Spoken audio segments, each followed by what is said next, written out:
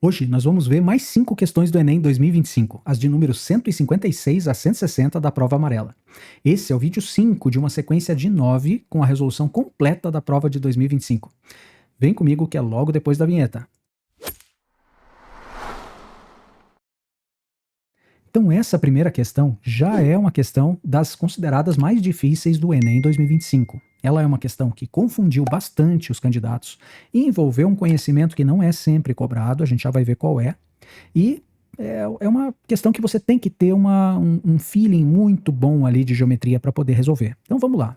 O dono de uma embarcação deve partir do ponto P, ele parte desse ponto P, e para chegar ao ponto R, que é chegar aqui, ó, por meio de deslocamentos, de 2 deslocamentos lineares e navegando a uma velocidade constante. Essa viagem será feita durante a noite e, como ele dispõe somente de uma bússola e de um relógio, planejou sua rota da seguinte forma: partir do ponto P na direção 110 e navegar por 4 horas, alcançando um ponto Q. Então ele planejou sair de P, chegar até Q, navegando por 4 horas. Então, essas 4 horas, aqui, como ele diz que ele está navegando a uma velocidade constante, eu vou considerar aqui o número de horas como sendo proporcional à distância que ele andou, tá? Então aqui eu vou considerar como se esse lado aqui, esse segmento, tivesse comprimento 4. E todos os nossos comprimentos vão ser em horas. Ele vai pedir no final esse x aqui, e esse x vai ser dado em horas também para ser navegado, de T até R, certo? Então tudo aqui, como distância, a gente vai contar como sendo horas. Tudo bem? Combinado assim?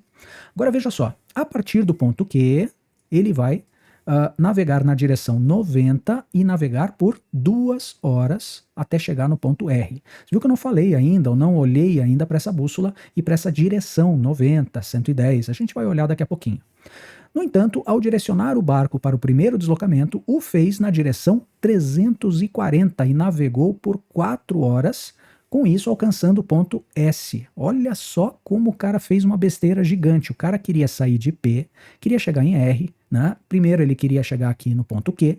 Em vez de vir para cá, ele foi para lá. Ele foi lá na direção do ponto S. Ele se afastou um monte do destino final, que era R, que ele queria chegar. Então ele navegou por 4 horas numa direção completamente errada. Ele não foi capaz de olhar para a bússola, que era a única coisa que ele tinha, era bússola e relógio. Ele não foi capaz de olhar para a bússola e ver que ele estava andando na direção 340 em vez dessa direção 110 que ele tinha que ir de P até Q, tá? Bom, tudo bem. Então ele andou na direção 340 por 4 horas, a gente já marcou aqui as 4 horas, alcançando o ponto S. A partir do ponto S, ele andou 90 graus, andou na direção 90 e navegou por 2 horas, então 2 horas, chegando no ponto T. A figura apresenta a bússola, a rota planejada, que está aqui em laranja, e a rota executada, que foi essa em verde, e ele quer agora chegar no ponto de destino dele, né? Espero que ele tenha combustível para tudo isso. O dono da embarcação só percebeu o equívoco ao chegar no ponto T. Com isso, agora ele precisa definir a direção e o tempo de navegação que lhe permita, partindo do ponto T, chegar ao ponto de destino R por meio de uma rota retilínea, que é justamente esse X aqui, esse tracejado. Considere 0,64 como uma aproximação para cosseno de 50. Olha só, a gente já viu que vai ter que usar alguma coisa com cosseno, certo? A direção e o tempo aproximado de navegação que o dono da embarcação deve utilizar são, respectivamente, quanto? Bom, vamos tentar enxergar o que está acontecendo aqui, ó. De S para T, quando ele foi de S para T, aqui, ó, partiu do ponto S, chegou no ponto T. Ele andou na direção 90. O que é 90? É para a direita. Olha só o 90 graus aqui na bússola, para a direita, né? Então ele andou neste sentido, de S para T. Agora veja, de Q para R, que ele tinha planejado, era também a direção 90. Esta direção aqui de Q para R também é um deslocamento para a direita. Percebe então que S, T, Q e R têm a mesma medida e têm a mesma direção? Então você pode, na figura, enxergar que se a gente ligar o ponto S ao ponto Q, esta figura que fica aqui, ó, essa figura que está aqui, vai ser um paralelogramo. Paralelogramo quer dizer o 2 é igual ao 2 e são paralelos, e portanto você vai ter x aqui e aqui também x. X e x são paralelos e iguais, né? A mesma direção, e esse S, T e QR, que é esse 2 e 2, também são paralelos e na mesma direção. Bom, isso ajuda bastante a gente, porque em vez de ter um problema com um pentágono aqui, ó, 1, 2, 3, 4, 5 lados, a gente vai tentar resolver um problema que está agora só num triângulo. Esse triângulo daqui é que vai ser a solução do nosso problema.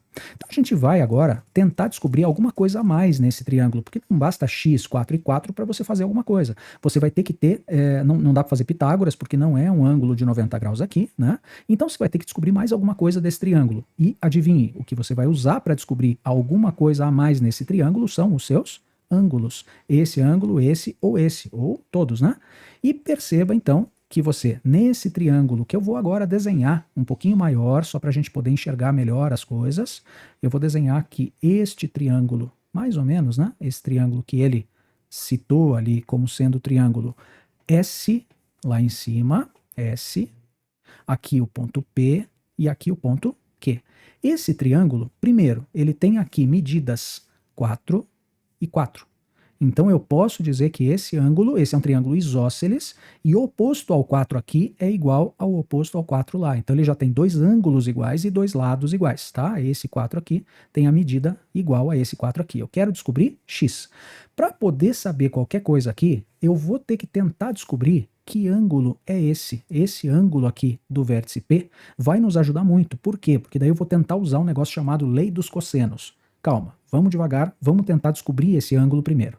Se a gente aqui traçar em P, se a gente traçar uma horizontal e uma vertical, a gente já consegue descobrir qual é o ângulo P. Por quê? Tracei uma horizontal e uma vertical. Aqui vai ser um ângulo de 90 graus, concorda? Agora veja qual é o ângulo de deslocamento que ele faz aqui em relação a essa vertical. Eu vou tentar descobrir este ângulozinho aqui e eu vou tentar descobrir este ângulozinho aqui. Vou chamar aqui de alfa, aqui de beta, tá? Só para a gente poder falar desse ângulo. Bom, perceba o seguinte, o deslocamento para P, de P para S, de P para S, tá aqui, ó, P até S. Ele se deu na direção 340.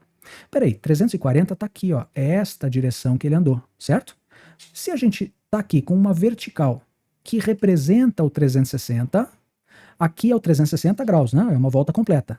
320, 340 seria 360 aqui, certo? Então, este ângulo entre o 340 e o 360 vai ter que ser um ângulo de 20 graus, concorda? Olha só, ele andou na direção 340, né? Ele andou nesta direção aqui, e ele a partir da vertical, você tem o 360. Então, da vertical para a esquerda, esse ângulo alfa aqui é de 20 graus. Enxerga isso? Vertical para cima, 360. Ele andou na direção 340. 340 é 20 graus para a esquerda aqui desta vertical que eu tracei no desenho.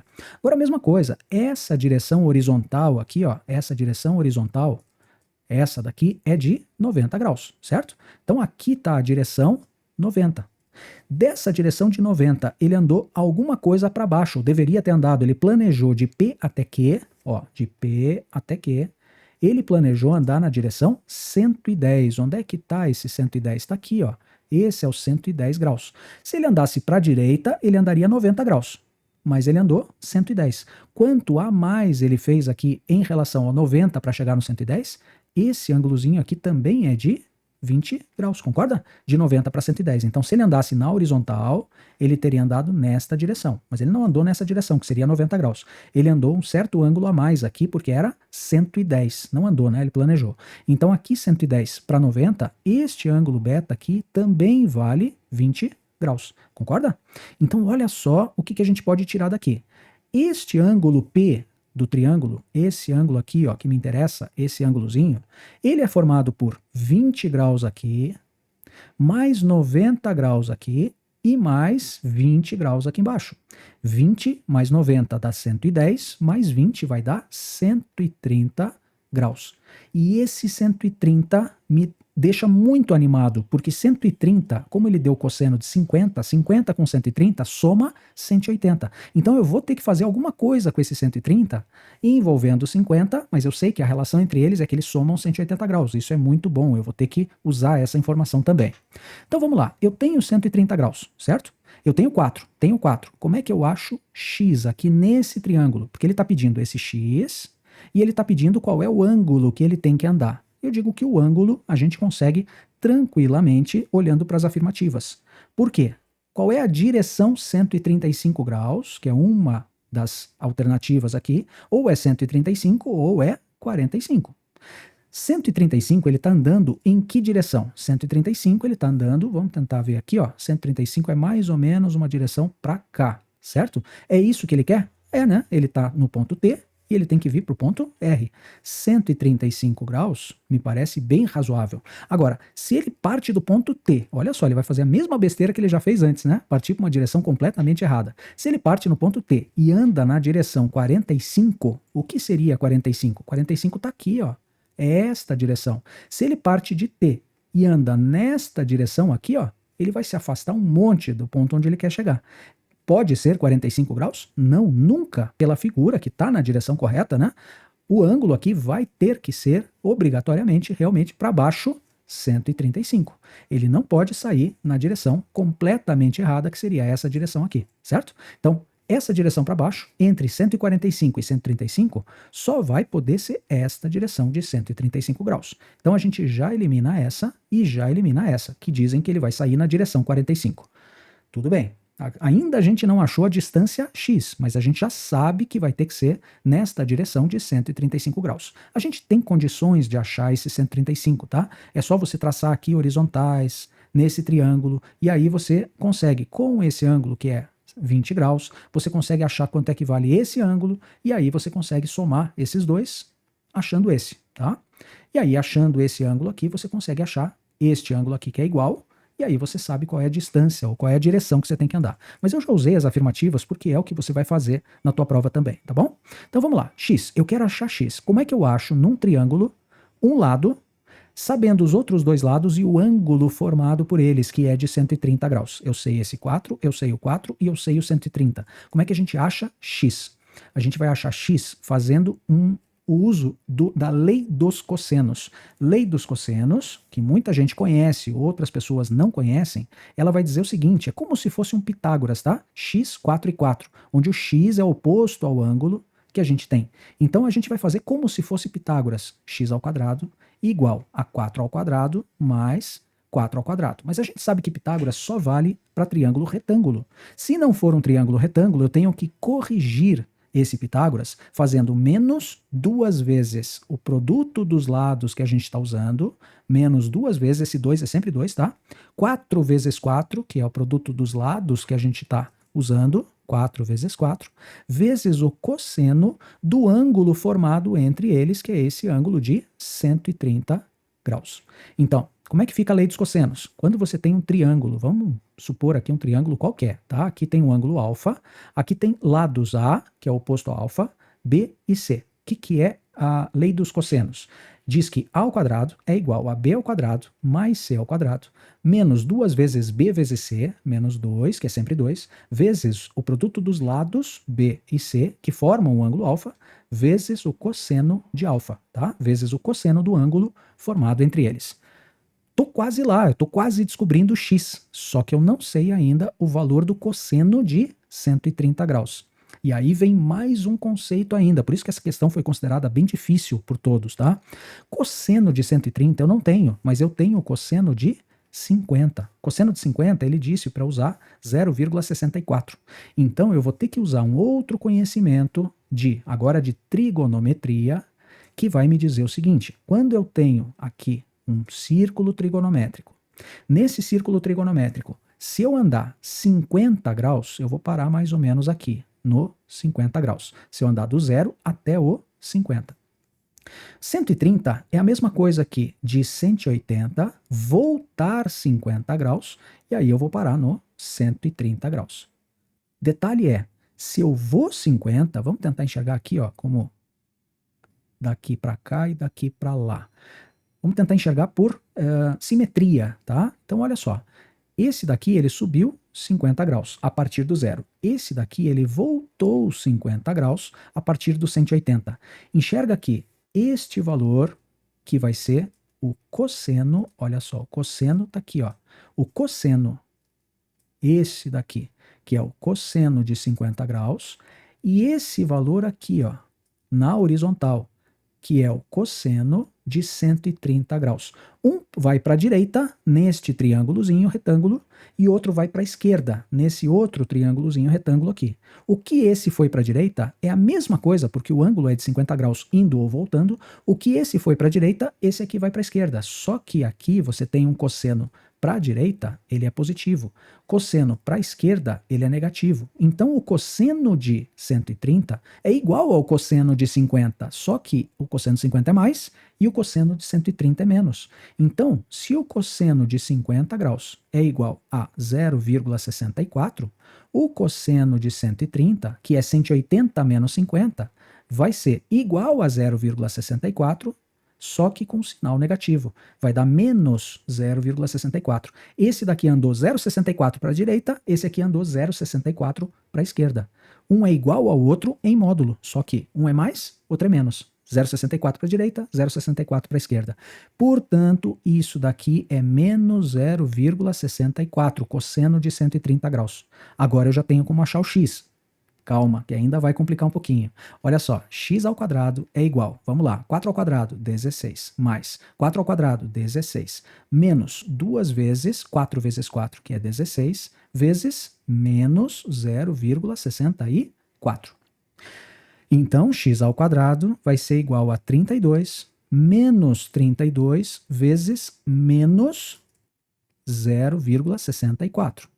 Quanto dá? Menos 32 vezes menos 0,64. Pô, tá acabando espaço aqui, né? Vai ficar 32 vezes 0,64, depois eu troco o sinal, tá? 2 vezes 4 vai dar 8, 3 vezes 4 é 12, e vai 1 aqui, 2 vezes 6 é 12, vai 1, 3 vezes 6 18, e 1, 19. Somando, fica 8, 0, opa, que 0, 2 mais 2 é 4, aqui vai ficar 0, agora sim, vai ficar 0 e aqui vai ficar 2, com duas decimais, 20,48. X ao quadrado vai ser igual a 32 menos, agora 32, opa, menos com menos vai dar mais, né? Então aqui, ó, já peguei esse sinal de menos com esse sinal de menos vezes menos deu mais. 32 vezes 0,64 foi a conta que eu fiz, 20,48.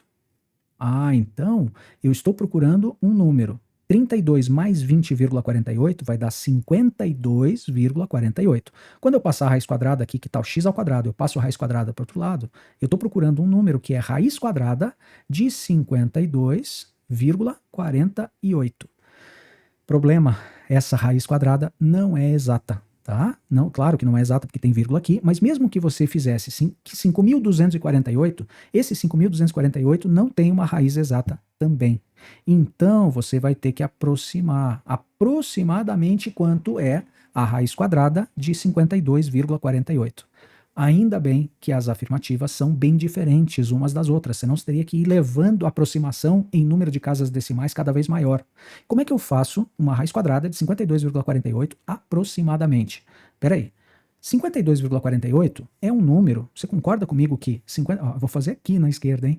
52,48.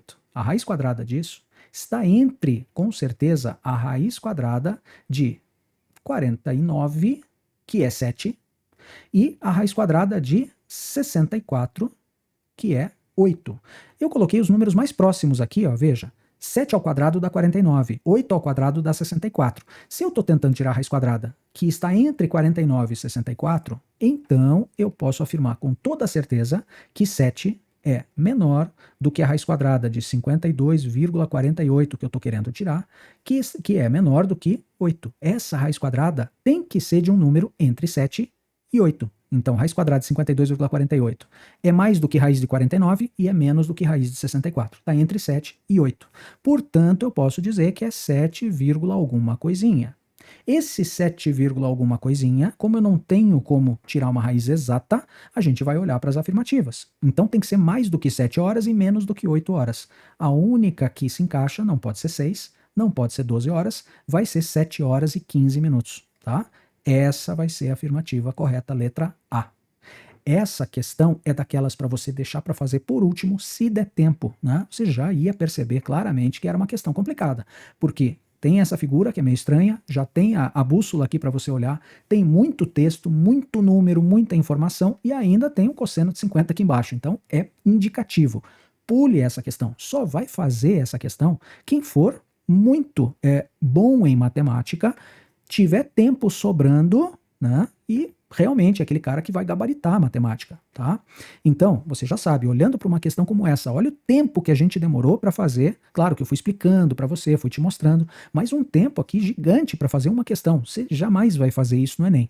No Enem, você faz as questões rápidas e fáceis primeiro, depois você faz aquelas que são um pouco menos rápidas, ou que você tem que parar um pouquinho para pensar, numa segunda leitura, numa segunda resolução, e depois você vai tentar fazer essas questões que sobraram. Se der tempo, você tenta fazer, senão você faz em casa e fica feliz, porque realmente é uma questão bem mais difícil do que o nível normal e trabalhosa do que o nível normal das outras questões do Enem, tá bom? Então, mais importante, outra coisa que eu queria comentar com você é o seguinte: 52,48. Se você for levando o número de casas decimais, você vai acabar, né, tentando ali, ó, por exemplo, tenta 7,5, 7,5. 7,5 é maior ou é menor? E aí você vai por aproximação, tá? 7,5 ao quadrado. Passou de 52,48, então eu sei que ele está entre 7 e 7,5. E aí você vai estreitando a faixa. Se você fizer isso, você vai chegar num 7,24 aproximadamente, tá?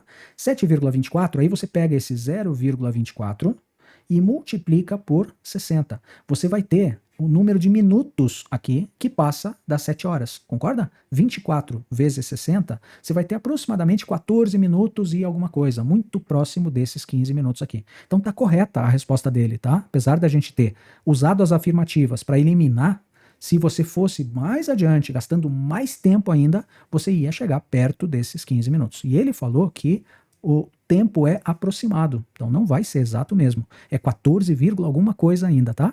Em vez de 15 minutos. É aproximadamente 15 minutos. Então, saiba, mesmo que você tentasse ir adiante na questão, para você chegar nesses 15 e para você chegar nesses 135, você teria que gastar mais tempo ainda fazendo a questão. Não vale a pena, claro que não vale a pena, tá bom? Vamos para a segunda questão de hoje, então. Agora vamos ver se a gente consegue fazer um pouco mais rápido, tá? Digo para vocês, as próximas questões são bem mais tranquilas do que essa. Vamos lá. Essa questão 157 é muito mais rápida para fazer, porém envolve também um conhecimento um pouquinho maior, tá? Que eu tinha dito que era bem mais tranquila, tá? Mas, na verdade, você vai penar um pouquinho se você não tiver um conhecimento aqui de desvio padrão, tá? Mas vamos lá, vamos ler a questão e vamos enfrentar de novo aqui, ó. Em um estudo clínico, 55 mulheres foram distribuídas aleatoriamente em 5 grupos de 11 pessoas. Esses 5 grupos aqui, ó. Esses 5 grupos, para testar uma nova medicação, será escolhido um desses grupos, no qual a maioria das mulheres tenham idades entre 20 e 30 anos. A maioria, quer dizer 50% ou mais das mulheres, tem que ter idade entre 20 e 30 anos. Os demais grupos tomarão placebo, tomarão uma medicação, né, que não faz efeito nenhum, para poder comparar com o efeito do medicamento que está sendo testado.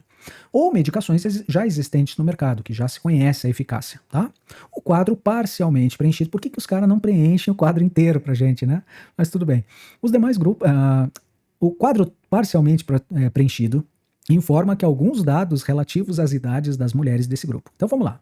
Grupo, menor idade ou maior idade, média, mediana, moda e desvio padrão. Vamos ter que analisar cada uma dessas e ver, mesmo com quadro parcialmente completo, quer dizer, quadro incompleto, foi possível selecionar um desses grupos porque apenas com os dados apresentados no quadro foi identificado um grupo que certamente atendia ao critério de escolha. O grupo escolhido foi qual? Então, qual é o critério de escolha? A maioria, quer dizer, mais de 50% das mulheres tem que estar entre 20 e 30 anos de idade. Esse é o fator de escolha, tá? O critério da escolha. Mais de 50% das mulheres tem que ter idade entre 20 e 30. Então, entre 20 e 30 anos. Legal, vamos tentar analisar cada um deles, tá? Bom, o que acontece aqui? Eu tenho uma média no primeiro grupo. Eu tenho uma média de 25. Então, eu tenho aqui 25 anos. Essa vai ser a média. O desvio padrão quer dizer... Quando você pega o desvio padrão, você diz que até 10 anos para frente e 10 anos para trás, esse é o conhecimento que talvez tenha faltado para algumas pessoas. Então, 25 mais 10 quer dizer até o 35, e 25 menos 10 quer dizer até o 15, tá? Esse intervalo daqui tem aproximadamente 68% das mulheres. Quer dizer, quando você pega mais um desvio padrão e menos um desvio padrão em relação a esse, que é a média, tá? A média de 25, mais um desvio padrão, que nesse caso tem 10 anos para desvio padrão, tá? Do 25 até o 35, do 25 até o 15, você vai ter 34% para frente em um desvio padrão e 34% para trás, somando total de 68%, tá? Bom, isso garante que todas as mulheres, ou que há mais do que 50% das mulheres estarão entre 20 e 30? Não garante, né? Porque eu posso ter aqui pessoas próximas aqui do 15, pessoas próximas do 35, e aí eu não garanto que essas mulheres aqui estarão entre 20 e 30. Entre 20 e 30 é a faixa que me interessa, certo? Então esse daqui está muito longe, o desvio padrão é muito grande, é muito afastado da média para eu garantir que as pessoas vão estar entre 20 e 30 anos. A maioria delas, pelo menos mais de 50% da média. Agora já olhe para esse, ó. Já olhe para esse. Agora, nesse caso do grupo 4, esse aqui era do grupo 1, tá? Agora no grupo 4, como ele cita as mesmas informações, vamos dar uma olhada. Na média, você vai ter 25 pessoas. 25 pessoas também. Porém, o desvio padrão agora é de mais 1 e menos 1. Então aqui, entre 24 anos e 26 anos de idade, entre 24 e 26, eu tenho 68% das mulheres. Quer dizer, com certeza mais de 50% estão entre 24 e 26 anos, que é um desvio padrão para mais e um desvio padrão para menos, sendo que o desvio padrão é de um ano só, 25 para 26 e 25 para 24 anos. Então, se 68% das mulheres estão nessa faixa de 24 até 26, com certeza a gente vai ter mais de 50% das mulheres, mais da metade delas, entre 20 e 30, que é um intervalo bem maior. Eu quero buscar aqui, ó, de 20 até 30 anos. Entre 24 e 26 já tem mais da metade das pessoas, certo? Que é um desvio padrão para cá e um desvio padrão para lá. Então, entre 20 e 30, com certeza a gente vai ter muito mais do que 68%. Isso representa mais do que 50% entre 20 e 30. Portanto, obrigatoriamente o grupo 4 vai atender essa nossa expectativa de 50% estarem na faixa entre 20 e 30 anos. Tudo bem? Já mais uma informação para você, se você quiser guardar mais coisa ainda. Se eu for 2 desvios padrão, quer dizer, mais um desvio padrão aqui, mais um ano até o 27, e voltar mais um ano aqui até o 23, isso já representa 95, aproximadamente, tá? 95% das mulheres. Se a gente for 3 desvio padrão, 3 desvios, né? Para a esquerda ou para a direita, quer dizer, entre 22 e 28, a gente já vai estar falando de mais de 98, praticamente 99% das mulheres vão estar entre 22 e 28, tá? Então, mas esse 68% eu gostaria que você soubesse, tá? De cabeça mesmo. Então, 34% é o que representa aproximadamente um desvio padrão na distribuição normal. Então, 68%, 34 para mais, 34 para menos, você, de um desvio padrão a menos para um desvio padrão a mais, você vai ter 68% das pessoas.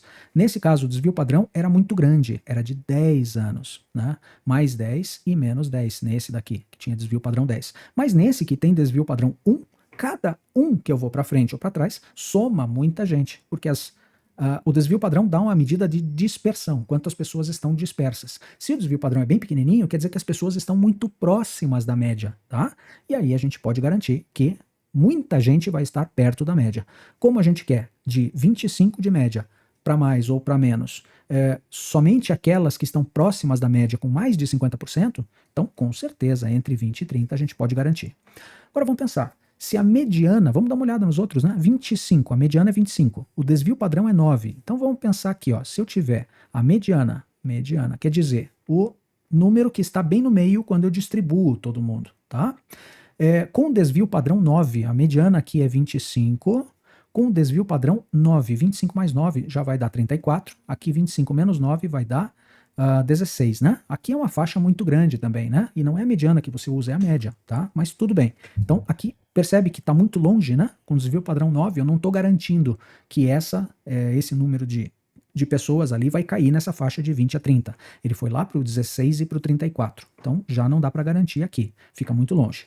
A moda ser 25 só quer dizer que existem várias pessoas que têm 25 anos, mas não que todas elas estão entre 20 e 30, ou que mais da metade delas estão entre 20 e 30. Quer um exemplozinho bem direto como essa que falha? Olha só, eu posso ter duas mulheres com 25, tá? Então 25, 25, e as outras todas com idades diferentes aqui ele não falou, né, qual era a distribuição de idades aqui em geral, mas vamos dizer que eu tenha lá 91, 92, 93 e assim por diante. Percebe que duas mulheres estão com 25, todas as outras não se repetem. Isso daqui vai dizer que a moda, que é aquele que mais se repete, pode se repetir somente duas vezes, não tem problema. Que a moda é 25, porém, todas as outras têm 90 ou mais anos. Então eu não posso garantir que todas elas, ou que mais da metade delas, né, mais da metade das mulheres, a maioria, tenha entre 20 e 30. Posso ter só duas entre 20 e 30. E o resto lá para os 90 em diante. Então isso aqui também não garante, né? A moda ser igual a 25 também não garante nada. Esse daqui a gente já tinha eliminado, essa é a correta. E aqui, ó, a menoridade é 20, a maioridade é 35. Peraí, eu quero que a maioria tenha entre 20 e 30. Legal, maior do que 20, tudo bem. Mas se a maioridade é 35 e a menor é 20, eu posso ter, por exemplo, um caso assim, ó, 20 anos, daí 31, 31, 31, todas elas com 31 e algumas lá e a última com 35, por exemplo. Atende aquilo que a gente quer? De jeito nenhum, né? Por quê? Eu quero que a maioria delas esteja entre 20 e 30. Eu posso ter uma com 20, mais nenhuma nessa faixa que eu quero, e o resto tudo fora dessa faixa, até os 35 anos, que é a maior idade de todas. Então eu não garanto que a maioria das mulheres esteja entre 20 e 30 anos. Posso ter somente uma com 20 anos e o resto tudo fora da faixa que eu quero, né? Então, com certeza, essa também não pode ser. Essa análise teria que ser mais ou menos rápida quando você olhasse 25 e 1 aqui, ó, 25 mais um desvio padrão, 25 menos um desvio padrão, com certeza mais do que 50% estão nessa faixa entre 24 anos e 26 anos. É isso que a gente queria aqui, ó, essa faixa. Se você olhou e já bateu o olho na diferença entre os grupos 1 e 4, que é 25 com desvio padrão 10 e com desvio padrão 1, sabia que um desvio padrão é aproximadamente 34%, que daí 34 para um lado, 34 para o outro dá 68. Se você sabia esses conceitos de estatística, parabéns, não é fácil o estudante que saiba isso. Mas se você sabia, você respondeu rapidamente essa questão. Se não, pode ter se batido, pode ter caído em alguma pegadinha aqui, e daí já não conseguiu achar esse grupo 4 aqui como correto, tá bom? Vamos para a próxima, torcendo para ser um pouco mais simples? Vamos lá. Então a questão 158, olha só. Pace é um número, é um termo usado por um corredor para denominar o seu ritmo médio em uma corrida. Representa o tempo médio em segundo que esse corredor leva para percorrer 1 quilômetro. Então, tempo médio em segundo para percorrer 1 quilômetro é o pace dele. Olha só o pace aqui informado em cada um dos trechos. O pace aqui, ó, como esse trecho é de 1 quilômetro, então ele demorou 272, 272 dividido por 1 vai dar 272 segundos, esse é o pace dele no primeiro trecho. O pace dele no segundo trecho é 284, depois 288, 288, e aqui ele vai ter no último trecho, ele vai ter um certo tempo que ele vai demorar, que eu vou chamar de tempo T, e esse vai ser o pace dele no último trecho, certo? Então, tudo bem, vamos continuar. O esquema apresenta o tempo em segundo que um corredor levou para cruzar as marcas que definem os 4 primeiros trechos de 1 quilômetro cada um, em uma corrida de 5 quilômetros. E o tempo gasto para percorrer cada trecho de 1 quilômetro. Foi o que a gente analisou aqui nesse gráfico que ele deu. O melhor pace que esse corredor tem, o melhor que ele já alcançou em corridas de 5 km, quer dizer, o pace médio nas 5, tá? Foi de 281 segundos para cada quilômetro. 281 segundos por quilômetro é o pace médio dele em uma corrida de 5 km. O melhor que ele já fez foi 281. Para que consiga repetir nessa corrida seu melhor pace, repetir quer dizer, ele quer que o pace seja esse, né? O melhor pace dele em corridas de 5 km, seu tempo no quinto trecho deve ser quantos segundos, cuidado, deve ser quantos segundos menor, aqui você grifa, aqui você chama atenção, menor do que ele gastou para percorrer o quarto trecho. Porque quando você achar o pace, você não pode responder este tempo aqui. O que ele quer saber é quanto esse tempo é menor do que 288 segundos. Né? Então, se você achar lá 280, você vai responder que ele tem que fazer 2 segundos, 8, né, no caso, 8 segundos a menos do que 288. Enxerga? Então, veja bem a pergunta para depois. Claro que aqui não tem números grandes, né, 200 e alguma coisa, para você colocar aqui. Mas poderia ter. E aí você tem que grifar essa pergunta, porque a pergunta é capciosa, tá? Então vamos lá. Vamos tentar ver o que a gente tem.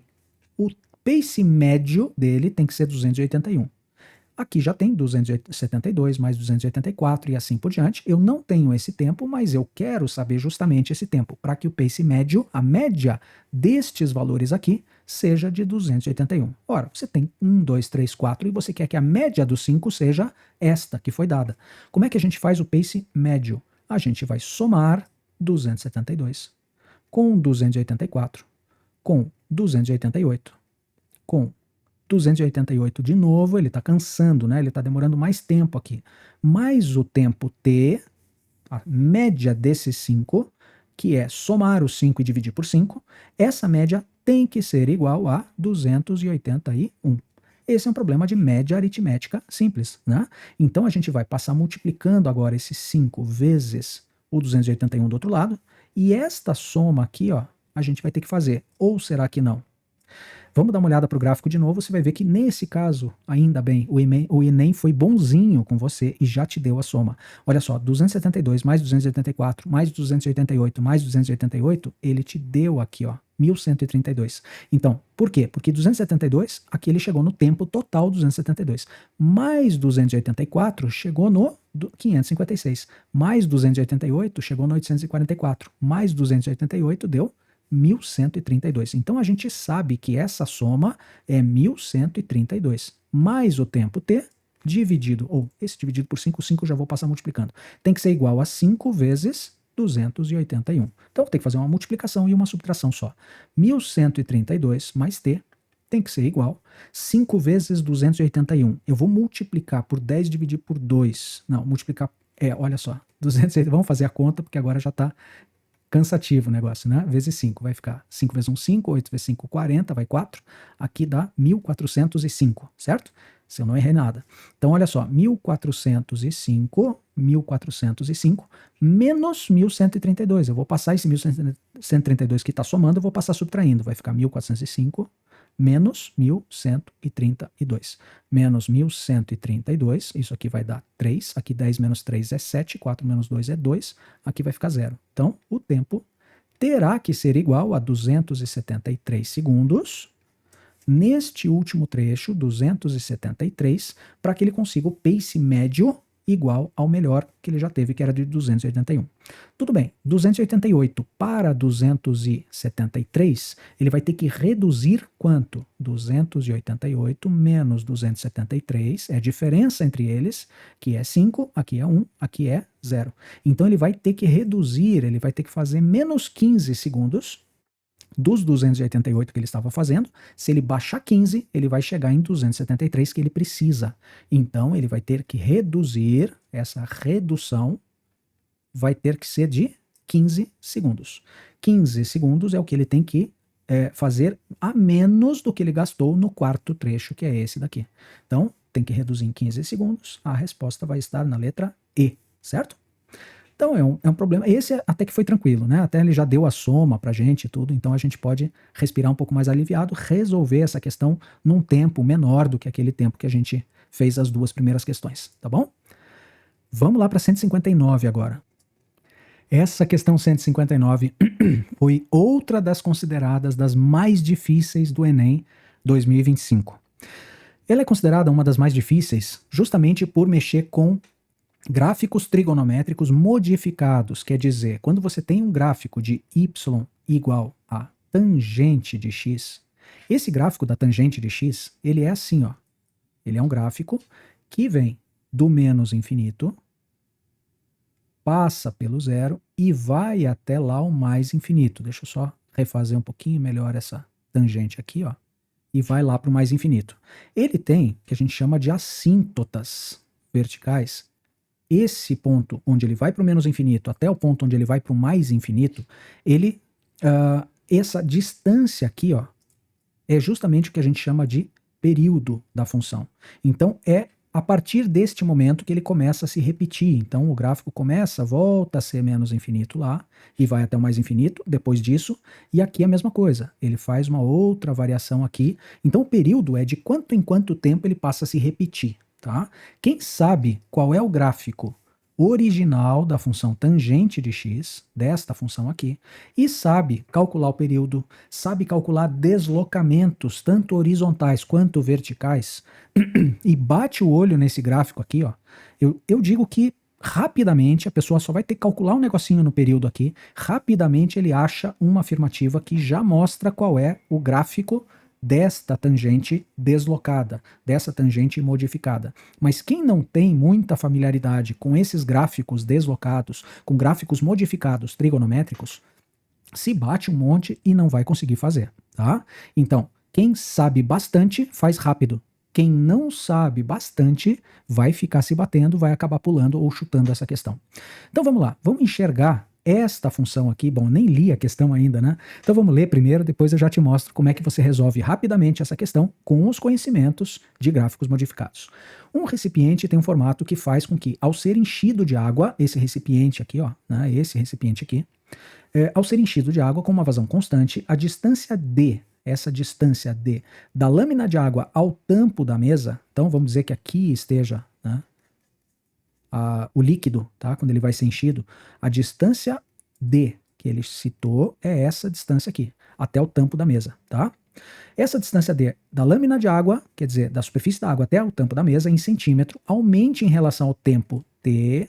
Opa, então tempo é a nossa variável. O tempo vai variando, justamente é o que está no lugar do x, o tempo vai variando e a lâmina de água vai subindo, quer dizer, a altura do líquido dentro do recipiente vai subindo. Segundo os parâmetros, ou sendo os parâmetros K, P e M, números reais, para t variando entre 0 e 4 minutos, conforme ilustrado na figura. Oh, figura linda, né? Na qual estão apresentadas as assíntotas verticais da função tangente utilizada na definição de D. As assíntotas que ele marcou aqui, ó, são esta e esta. São as assíntotas verticais, quer dizer, quando ele vai do menos infinito até ele ir ao mais infinito, tá? Assíntota é isso, quer dizer que a função está tendendo a ser mais infinito naquele ponto, neste ponto ela não existe, então ela vai para mais infinito aqui, ela vem para menos infinito lá. Muito bem, a expressão algébrica que representa a relação entre D e T, que seria o D seria o Y, o T seria o X, tá? E aqui nessa função tangente de X, a gente tem esse gráfico, e na função entre D e T, a gente tem este gráfico aqui, tá? X e Y aqui. Bom, então vamos lá. O que você precisaria saber para fazer rapidamente esse exercício? Vamos lá. Primeira coisa é você calcular o período. Período da função, o período. Este período aqui da função, vamos escrever tudo, período. O período da função modificado, ele é a distância entre o 5 mais 2π sobre 2 e o 5 menos 2π sobre 2, que é o início e o final entre as duas assíntotas. Este período aqui, que na função original é π, essa distância aqui é de π radianos, tá? Do menos π sobre 2 até o mais π sobre 2. Então, de menos π sobre 2 até mais π sobre 2, você tem um período de π radianos. A função tangente tem um período, ela se repete a cada 180 graus, ou a cada π radianos. Então, o período da função, como é que você calcula esse período da função? É sempre o período da função original, que no caso é π, tá? Se fosse seno ou cosseno, seria 2π, que é o período original. O período da função vai ser π dividido pelo número que multiplica a variável. O número que multiplica a variável. Só que nesse caso, a variável para a gente é t. Eu vou escrever essa função só para ficar um pouco maior e eu poder citar as coisas. Então vamos lá. D igual. Vou até fazer com cores diferentes aqui para a gente poder citar cada uma das coisas separadamente. K mais tangente, tá aqui, ó. Tô só copiando essa expressão. Tangente do quê? De P vezes, agora, T mais M. Olha que bonitinha que ficou essa expressão. Professor, você acha bonitinho cada coisa. Olha só, esse K ajuda a gente a descobrir alguma coisa. Esse P ajuda a gente a descobrir alguma coisa. E esse M ajuda a gente a descobrir mais alguma coisa. O que eu estou em busca agora é desse valor P. Por quê? Porque o valor P está multiplicando a variável. A variável que a gente tem aqui é T. P vezes T, o número que multiplica a variável independente, no caso que seria X, mas nesse caso é T, no lugar do x, o número que multiplica t, porque p vezes t mais p vezes m é o que vai ficar dentro da tangente, certo? O número que multiplica a variável, esse número é o que aparece aqui embaixo, dividido por π. Tá? Na verdade é o módulo desse número aqui, mas a gente vai descobrir que o p é positivo. Tá? Então olha só, π dividido por p é o período, é como a gente calcula o período de uma função trigonométrica. E este período é de quanto? É do 5 menos 2π sobre 2 até o 5 mais 2π sobre 2. É o comprimento entre esses dois valores.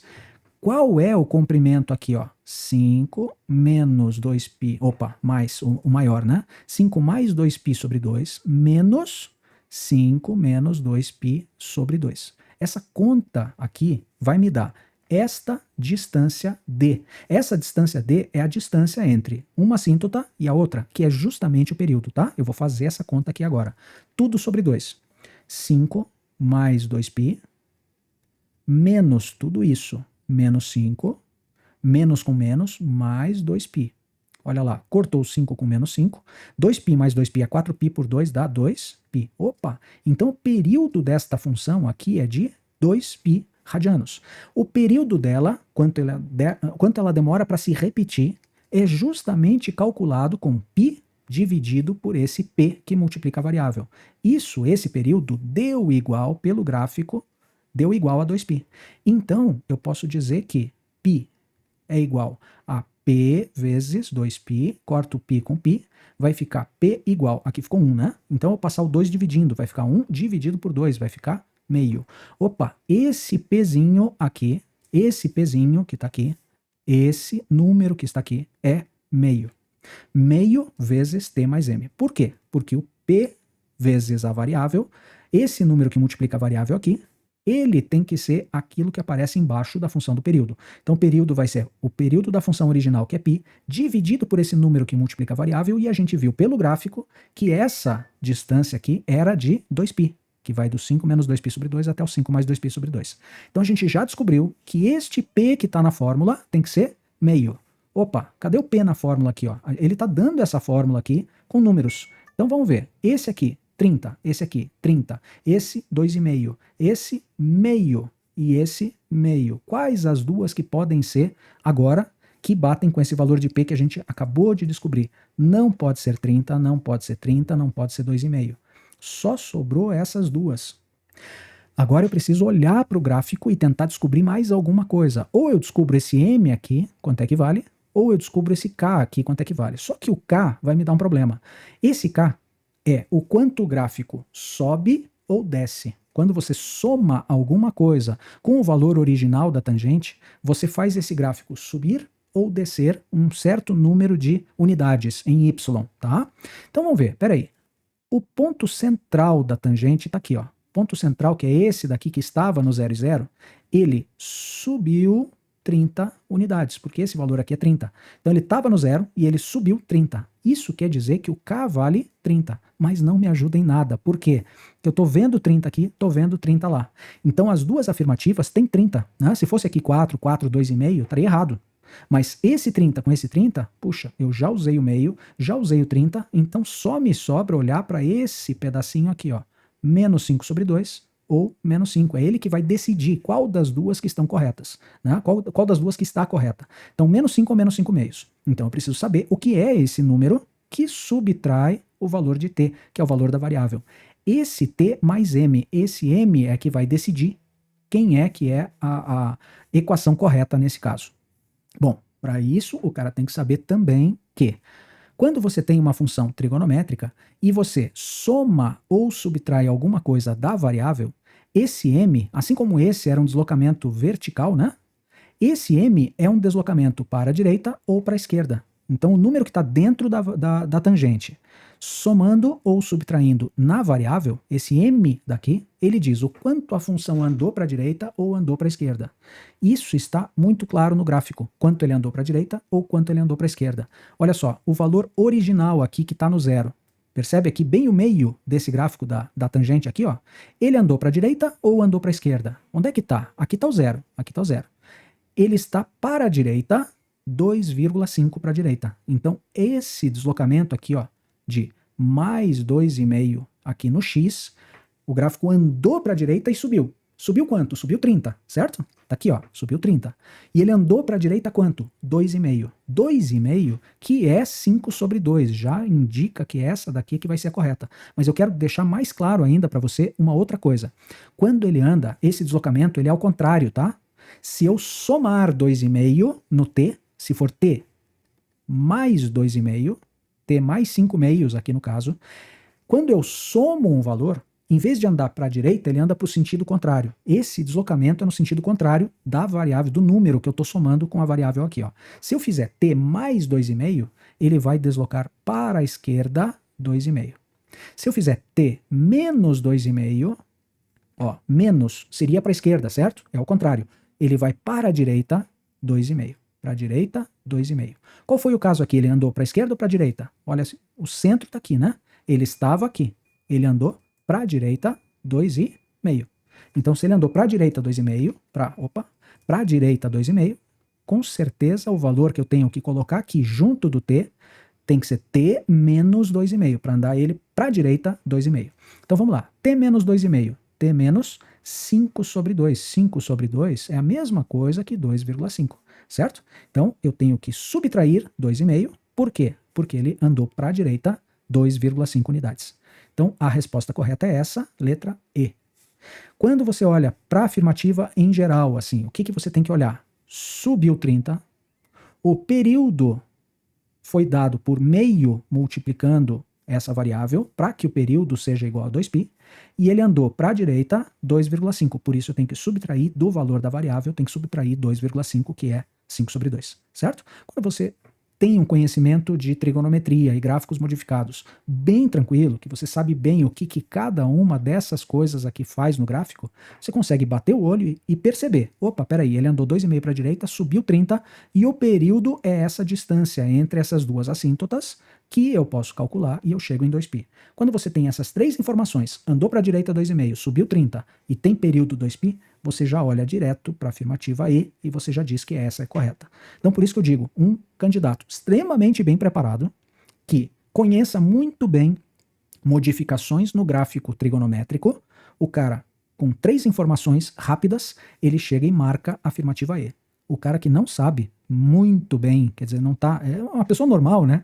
Uma pessoa como eu e você, uma pessoa que não tem esse domínio extremo de gráficos modificados, ele fica se batendo, o que eu preciso olhar, como é que eu vou descobrir qual é o gráfico da tangente, fica jogando valores, né, nessa função da tangente, tentando fazer sistema, tentando fazer alguma coisa, e claro que ele vai se bater muito. Então por isso é que foi considerado uma das questões mais difíceis do Enem, tá? Mas agora a gente vai passar para a última questão, e essa última eu juro que eu torço que seja super rapidinha para a gente poder finalizar de uma vez, tá bom? Vamos lá então. Ufa, essa última questão é tranquila. Olha só. Os quadrados em cinza na figura representam os quarteirões de uma parte do bairro onde moram João e seu amigo. O quadrado pequeno A, esse quadradinho aqui, ó, pintado em preto, localizado no canto superior esquerdo em um quadrado maior, indica a casa do amigo de João. João também mora em uma casa de esquina, mas na extremidade nordeste de um quarteirão. Quer dizer, vamos dizer que o quarteirão seja esse, nordeste seria mais ou menos aqui, tá? No quarteirão. Só que a gente não sabe em qual quarteirão ele mora. Então, para chegar à casa do amigo, ao sair de casa, João deve caminhar pelo quarteirão onde mora na direção oeste, dobrar à direita, caminhar por 3 quarteirões na direção norte e dobrar à esquerda. A casa de seu amigo fica no segundo quarteirão a oeste. O quarteirão onde se encontra a casa de João é representado pelo quadrado com a letra, que daí pode ser P, Q, R, S ou T, tá? Bom, pode ser esse, pode ser esse, pode ser esse ou esse. Então vamos ver qual é o caminho que ele fez.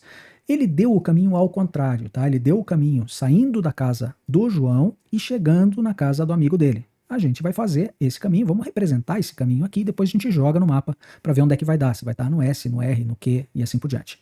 Então vamos lá. João, para chegar à casa de seu amigo, ao sair de casa, João deve caminhar pelo quarteirão onde mora na direção oeste. Então ele tem que caminhar na direção oeste, ele tem que caminhar para a esquerda, tá?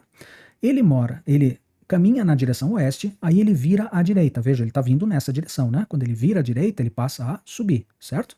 Então ele vai na direção norte, deve dobrar à direita, caminhar por 3 quarteirões na direção norte. Então ele caminha 1 quarteirão, 2 quarteirões, 3 quarteirões na direção norte, na direção para cima do mapa, tá? E dobrar à esquerda. Opa, dobra à esquerda. A casa de seu amigo fica no 2º quarteirão a oeste. Por quê? Porque agora ele vai estar andando na direção oeste, né? Então, 1º quarteirão, 2º quarteirão a oeste. Pronto, esse é o caminho que ele vai ter que fazer para chegar na casa do amigo dele. Agora, vamos tentar enxergar este caminho aonde tem que começar, porque esse aqui é o João, e esse aqui é a casa do amigo. Casa do amigo a gente sabe onde é que fica. Então vamos fazer o caminho ao contrário, né? Olha só, eu tenho 2 setinhas para a esquerda que chegam na casa do amigo. Então eu tenho uma setinha aqui, outra setinha aqui. Essas 2 eu já fiz. Agora, essas 3 setinhas que vão subir. Tem uma que subiu aqui, tem uma que subiu aqui e uma que subiu aqui. Legal, 3 setinhas que sobem. Já fiz essas 3.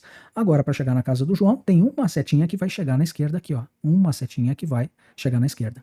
Portanto, como ele disse que é um quadrado, é uma casa de esquina na direção, na extremidade nordeste de um quarteirão, o quarteirão só pode ser o quarteirão P e ele está, a casa dele está aqui, ó. Essa é a casa do João.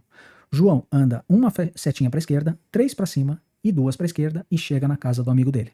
Portanto, o João mora no quarteirão indicado pela letra P. E letra P direto. Ufa, esse foi rápido, hein? Hoje tivemos 2 questões, ou 3, meio complicadinhas. Então, valeu, gente. Muito obrigado e até o próximo vídeo. Você que chegou até aqui está de parabéns. É assim que você constrói a sua aprovação. E não esquece de deixar o seu like e se inscrever no canal. Ajuda muito a gente a continuar produzindo. Aproveita e confere a playlist aqui do lado, que tem mais vídeos relacionados a esse que você viu.